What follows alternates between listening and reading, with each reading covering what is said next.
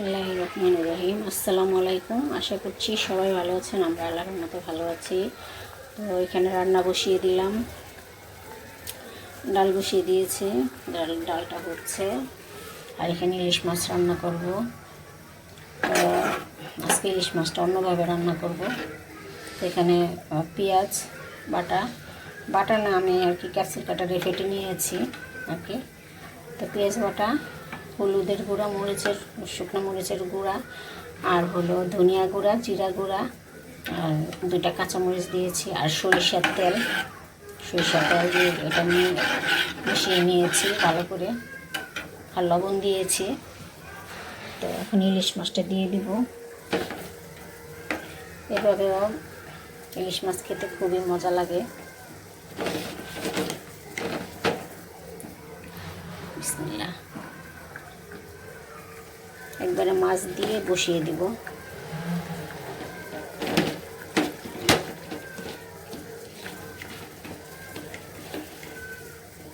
কার যেন ছোট বাচ্চা কান্না করতেছে অনেক।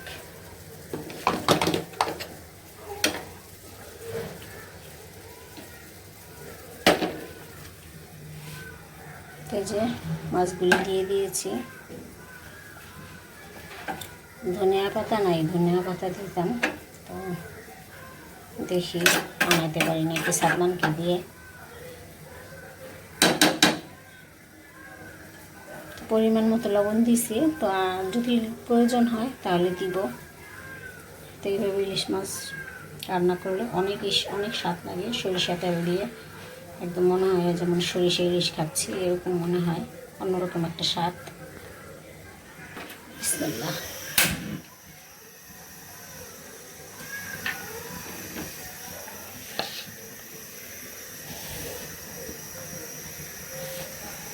ফুলকপি, গাজর আর হচ্ছে আলু ভাজি করতেছি।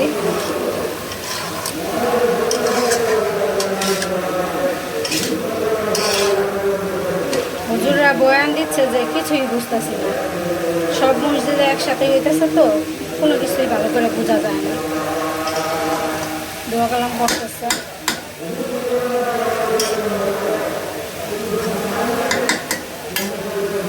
ভাজিটা হইতে থাক, আর এখানে যে ডালে ধনিয়া পাতা দিব।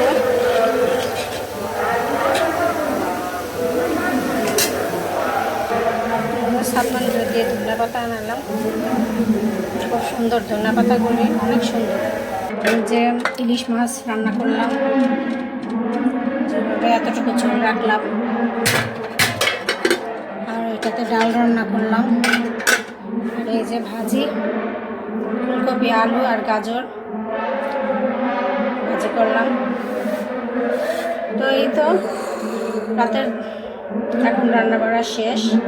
আর একটা আপেল কাটছি, আপেলটা একটু নষ্ট হয়ে গেছিলো, তো তাহাকে দিব খাওয়ার জন্য। খেতে চায় না, না করে আমি জোর করে দিচ্ছি, নাও বসে বসে খাও। তো এখানে এই যে শারমিন সুজির হালুয়া আর বুটের হালুয়া দিছে, আর হলো রুটি, আর দিল এই যে মাংস। এটা নাকি মহিষের মাংস, তো আমরা তো খাই না, তার বাবা খাবে, তো এই দিয়েছে। আমি কিছু তৈরি করি না, কোনো সময় করি না, আগে করতাম, পরে যখন জানলাম যে এগুলি করা ঠিক না, তখন থেকে আর করি না। তো এই তো ফজরের সময়, বাইরে এখনো অন্ধকার।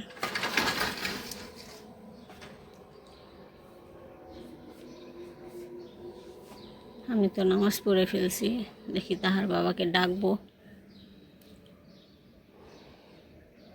বাইরে ভালোই লাগতেছে, তো অন্ধকার এখনো।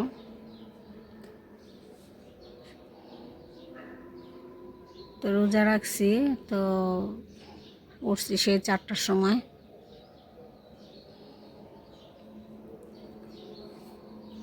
তো তাহাজ্জুদের নামাজটা পড়লাম, কোরআন শরীফ পড়লাম কিছুক্ষণ, তারপরে আজান দিল, নামাজ পড়লাম, তারপরেও অন্ধকার, পরিষ্কার হয়নি এখনো। তো এই যে 2জন মুরব্বী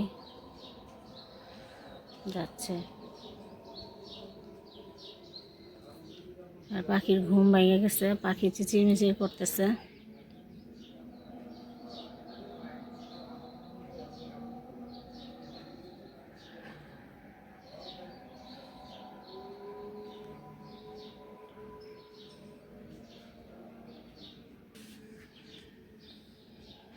তো সব অন্ধকার প্রায়।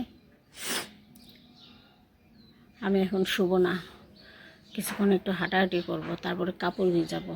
যদি এখন শুয়ে পড়ি তাহলে আর কাপড় ভিজানো হবে না, টের পাবো না তাহলে।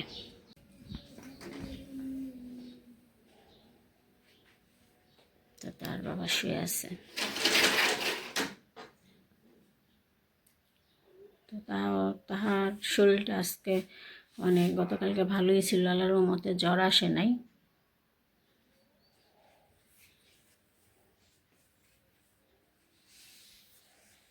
তার বাবাকে ডাকি দেখে।